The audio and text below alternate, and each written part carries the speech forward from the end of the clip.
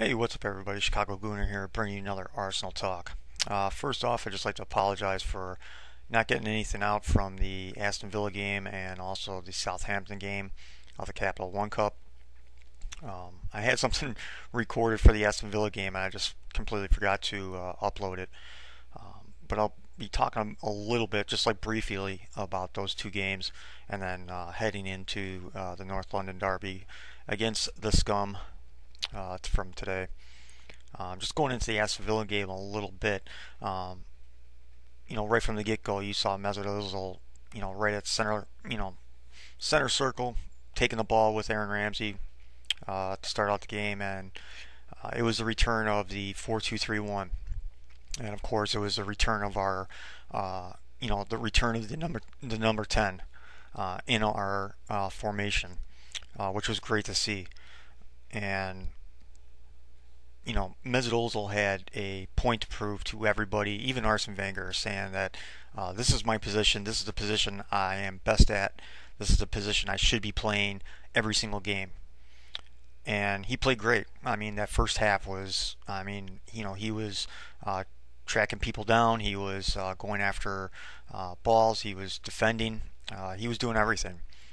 It was, maybe to date almost one of the better games that Mesut Ozil's had in an Arsenal shirt. You could definitely put it in like maybe a top five easily by the way he played in the first half. The second half was more of a training ground type stuff. It was possession, and Arsene Wenger didn't want to, I guess, embarrass Aston Villa even more because it was 3-0 at halftime. But going into the game a little bit, going into that 4-2-3-1, you saw Aaron Ramsey running into space, having more freedom in that midfield. Him and Ozil had a lot more freedom, a lot more space to work with, rather than in that 4-3-3 or the 4-1-4-1 formation crap that Arsene Wenger is trying to implement for this club, and it's making me sick, and I think it's making everybody sick. But going back to that 4-2-3-1, I mean, watching Ozil and Welbeck, that first half, it was fun to watch. It was really fun to watch those two guys playing off each other the entire first half, and they did. I mean, it was like I after the game, I think it was like on a Monday. I was listening to Sirius XM station for football, and Joe Wright was on there giving like an interview about the past weekend, and then he said it reminded him of Bergkamp and Ian Wright, of how they always knew where each other were. They were playing like those two guys were back when they were both on Arsenal in the late '90s, and that kind of got me excited. And because he was exactly right. I mean, those two guys played off of each other, Welbeck and Ozil, the entire first half, and it was fun to watch. And of course, what do you get out of those two guys? A goal and assist for each, and it was great to see. And of course, the third goal was an own goal from Sissoko, which was kind of hilarious. Even like the aftermath of his face and the look on his face was hilarious. Um, but again, after that game, we were all excited as Arsenal fans, saying, the 4-2-3-1 is back. We have our number 10 back, and we're looking, towards like the future, and saying, okay, we can start salvaging. We can guarantee our top four status in the league this year with that formation alone. We can start scoring goals again. We can start being dangerous again. And of course, Southampton happened. I can't really talk too much about Southampton at all, because my link sucked, and I was trying to listen to it on Arsenal Player, and BN Sports here in America decided to, their Real Madrid had a game at the same time, and they showed them instead of Arsenal, and they had a tape delay version of the game, like 6 or 7 hours later, and I wasn't going to bother watching that, especially after knowing what the full-time score was 2-1. The last thing I kind of saw on the link I had was the screamer from the Southampton player. That was like 25, 30 yards out. I mean, that thing was just like an absolute screamer of a goal. And some people are saying that Ospina should have did a better job. He should have did better on trying to make a save for that. But it was just a screamer. The ball was moving all over the place. Rightfully so. It was a great goal. But the other thing that I saw too was Thomas Rosicky, his challenge. That's a challenge that a 20-year-old makes, or a 22-year-old makes, not a 14, 15-year veteran. Why he made that type of challenge, that outside of the box, even though it was so far away from goal. It was just a stupid challenge, and that really turned the tide for Southampton in that game, and they really just took all the momentum. I mean, we had a team that should have beat them pretty easily, should have beat them handedly. I'm not trying to take anything away from Southampton. They're playing with a lot of confidence right now. They're playing well. I believe they're now second in the table right now. Again, like there's if you're playing with confidence and you have at least some players on your team that can play well, anything can happen, and it showed. Even with the side that Arsenal put out, we should have beat them easily. Especially with that free kick, that free kick from Alexis Sanchez was beautiful. That's something that we've lacked at Arsenal for some time now, as a free kick taker, and it's nice to, no pun intended, it's nice to have that in our arsenal. Now that we have a free kick taker that's going to be dangerous with it, if he's 20, 25 yards out, that he can put it in the back of the net. So that was nice to see, but the ending result, it sucks. Now we're out of the competition, no silverware from that competition. Now we have to put all of our eggs in one basket, and it's basically going to be the FA Cup, unfortunately, because like I said, unless Chelsea gets some injuries or whatever, I don't think anybody's going to be stopping that anytime soon. And of course, we're going to see them next weekend at Stamford Bridge, and that's going to be a tough game to watch, especially with Cesc Fabregas in a Chelsea shirt. And I'll get a little bit more of that maybe later. But going on to the Scum game today, right from the get-go at kickoff, disheartening. The game before, Aston Villa, we dominated the game. Possession, shots on goal, goals. We could have easily won that game 5-6-0, but Arsene Wenger, called off the dogs. Just going back to that a little bit, it's concerning that we don't have that killer instinct. You see a team like Man City, you're even seeing a team now from Chelsea having that killer instinct. Once they get 2 goals, they're going after 3. Once you get 3 goals, they're going after 4 and 5 and 6, and until the game is over. Arsenal just doesn't have that. Arsene Wenger's just too old school. He has too much respect for other clubs. And personally, I really don't give a shit about the other 19 clubs in the English Premier League. I really don't.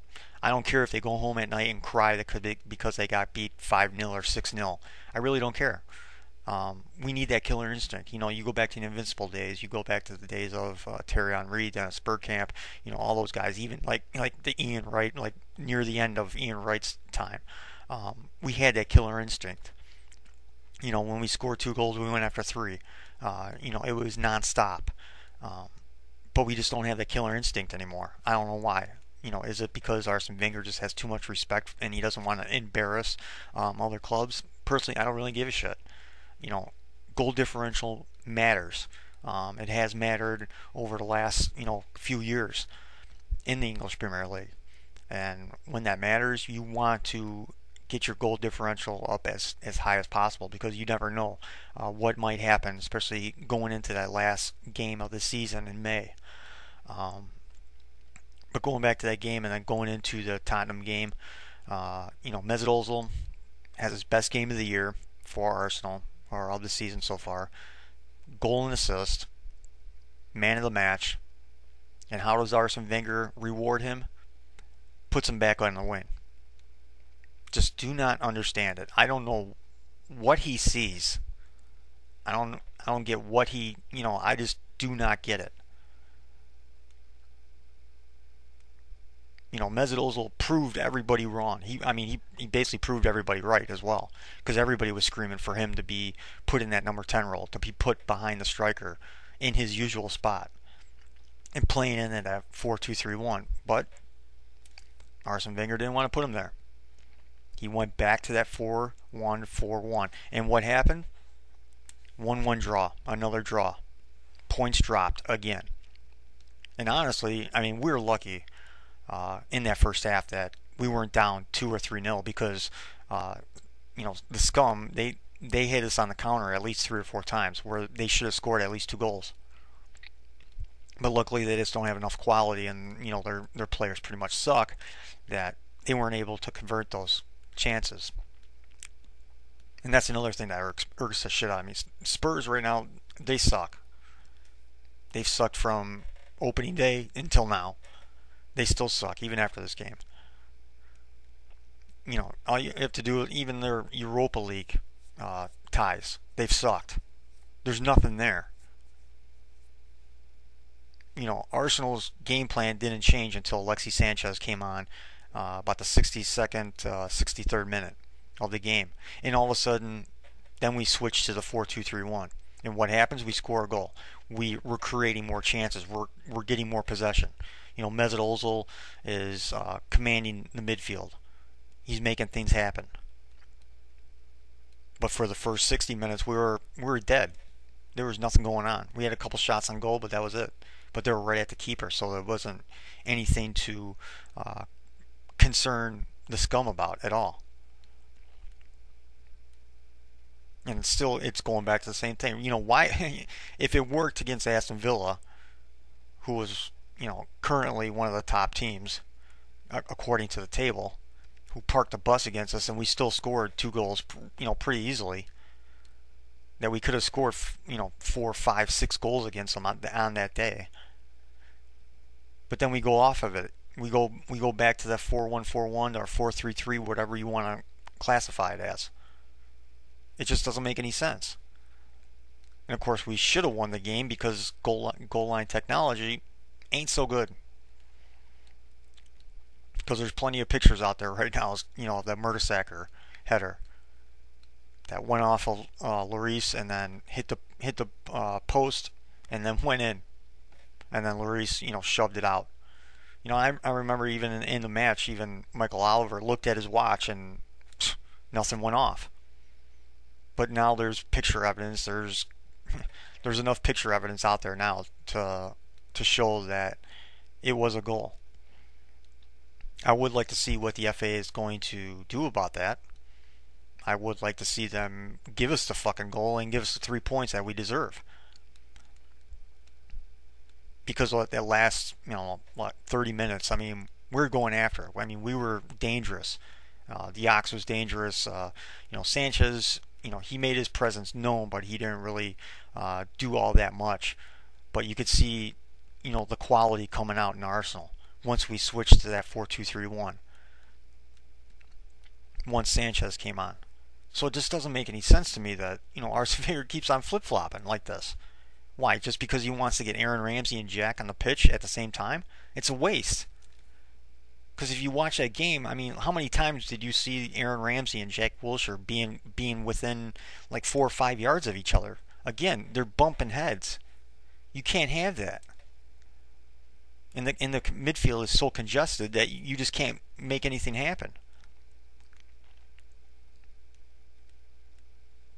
And in that formation, I mean, you had one guy in the box at all the time, and that was Welbeck, and that was it. He had no support with that formation.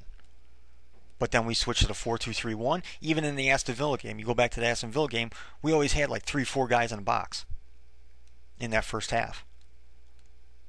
You even go back to this game after Alexis Sanchez comes on, we have like 3-4 guys in the box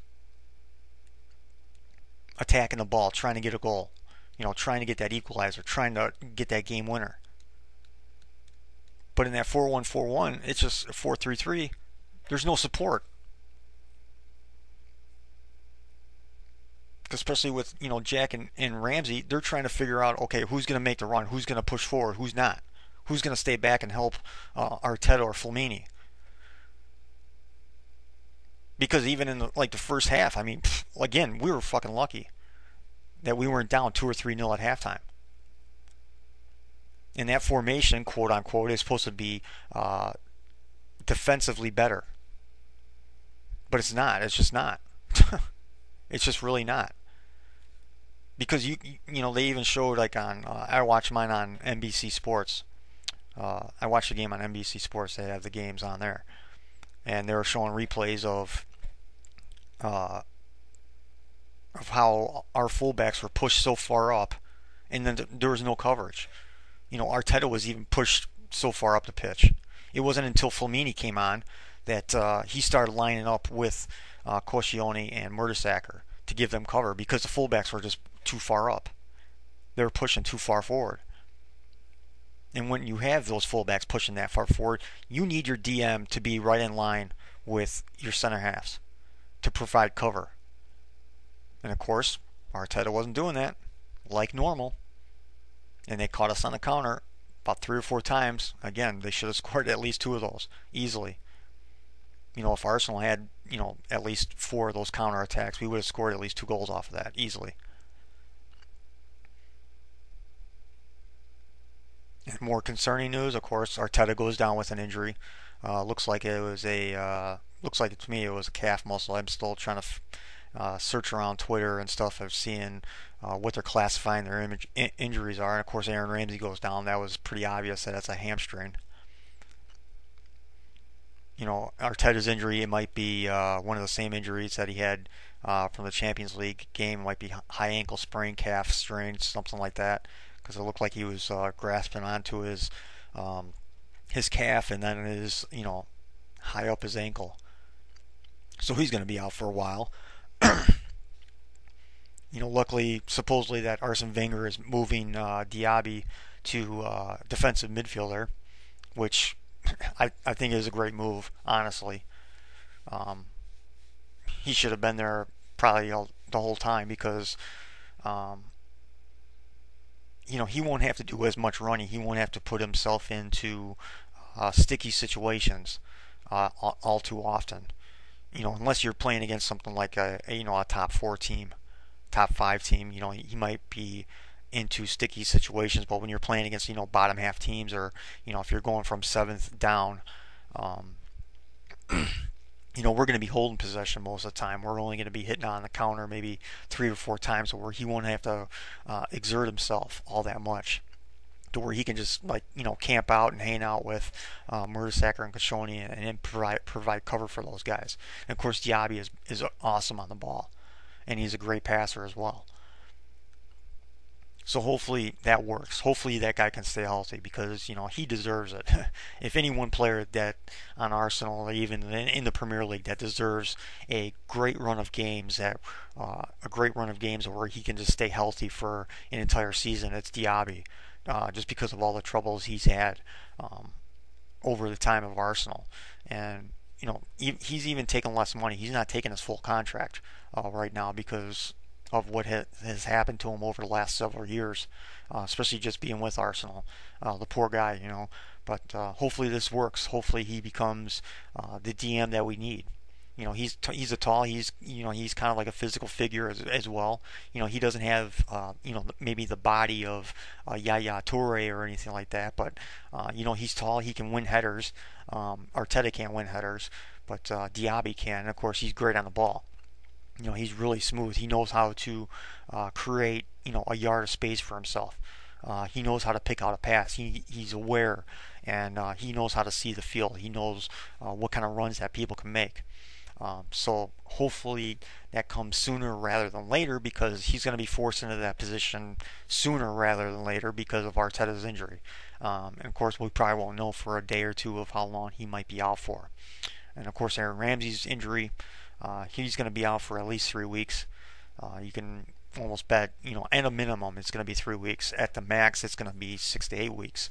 And of course, when you add to that, you add at least a week and a half just for him to get fit again, and to even get match fit again, so that he can play a full 90. So Ramsey's going to be out anywhere from at least a month to a month and a half, minimum, which is concerning, of course. You also saw in the game Jack Wilshere turning his ankle, which is a questionable call. That should have been maybe a penalty. Rose's follow through, he didn't get anything of the ball, and with his follow through, he basically turned Jack's ankle for him, and it's a real concern, of course. It's Jack with his ankles. It's always a concern. Every time you hear or every time you even see that, I was like, oh my God, he's done for a couple months after that. But luckily he got back up. Luckily he shook it off and he was able to play. He was able to run full speed um, on that ankle. So that was good to see because now he's going to be the starter, obviously. Um, maybe when Theo comes back, you can even see the Ox playing in that position. Maybe even Rizicki will get a game or two there. Of course, Santi can play there as well. That opens up a spot for Santi now because he came on late. They had the Ox on one wing, they had Sanchez on the other. Ozil playing behind Welbeck, and then they had Santi playing behind Ozil. And those two guys were roaming around. They were bossing that midfield. They were controlling the tempo. They were controlling the passes. They were just controlling the game altogether with those two guys. And if they can do that, if he can be that guy for us, because obviously he is better on the ball than Ramsey or even Jack. He knows how to get rid of the ball. Hopefully Santi can find any type of form that he had from the 12 and 13 season. So we're going to need it. All hands on deck because here comes the injuries once again for Arsenal, unfortunately. But all in all, if we can start playing like we did against Aston Villa, the last 30 minutes against the Scum, we can start pushing forward and we can kind of cement ourselves into top four, hopefully. Because it's still a concern. If we go up there against Galatasaray, because this week is going to be tough. Galatasaray and then Chelsea right afterwards. We play that fucking 4-1-4-1 shit.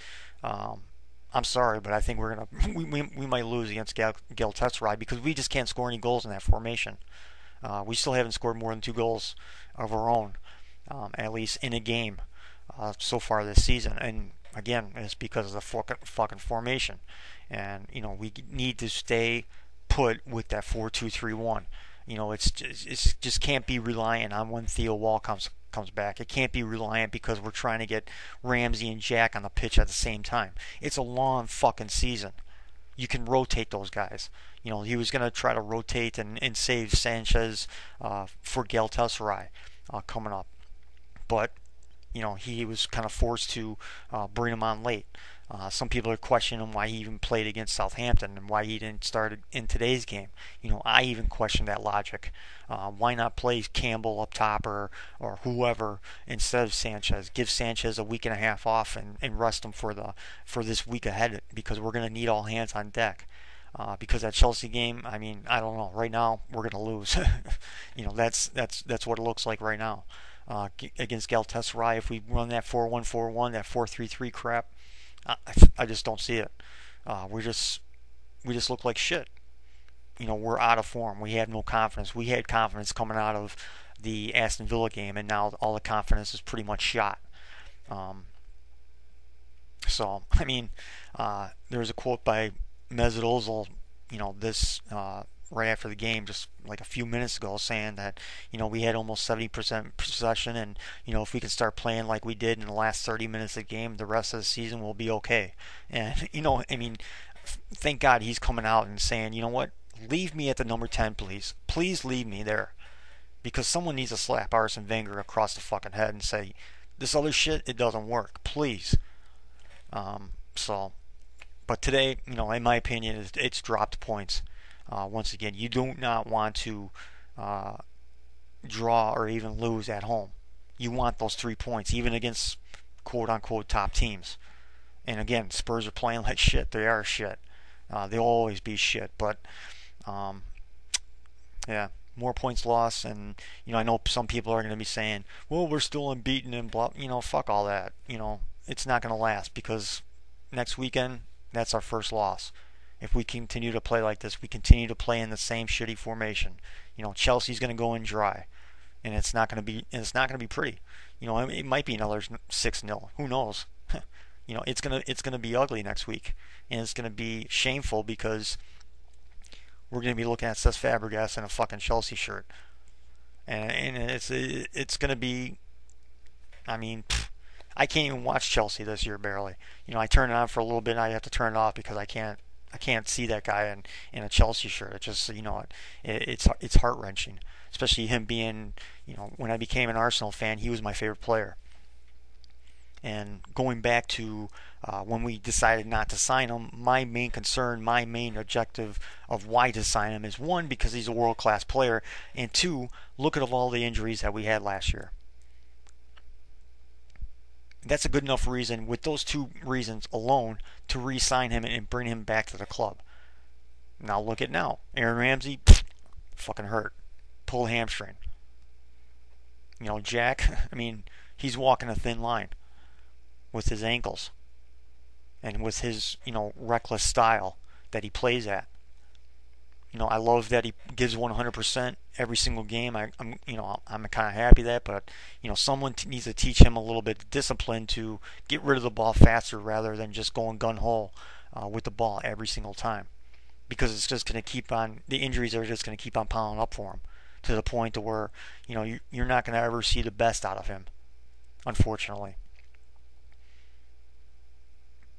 So the injuries are starting to pile up, and of course, Cesc Fabregas is sitting over there at Stamford Bridge. It sucks, but hopefully, come Champions League this Wednesday, that we get our shit together, and we start playing like the Arsenal of old. We start playing like we did against Aston Villa all the time, because that's what we need to do. We need to stop dropping points. We need to stop being satisfied with draws. Like I said earlier, this is the time of the year that you want to separate yourself from everybody else. But that's all I got for you. Hopefully everybody has a good weekend. I know the Galatasaray game will be on Fox for all the American Gooners. Already looked up the schedule for it. It's going to be on Fox. I think it's Fox 1. I think it's going to be, I guess, the marquee game, I think, for Fox on that day on Wednesday. So going to be looking forward to that. Hopefully I'll be doing another Arsenal talk coming up after that. Probably look for it maybe either that Wednesday night or maybe sometime on Thursday or something like that for that after that game. Hopefully it's a win, because we need it. If we lose this game, even if we draw, you need to really start being concerned a little bit about the future, especially in Champions League. So, but have a good weekend, and later.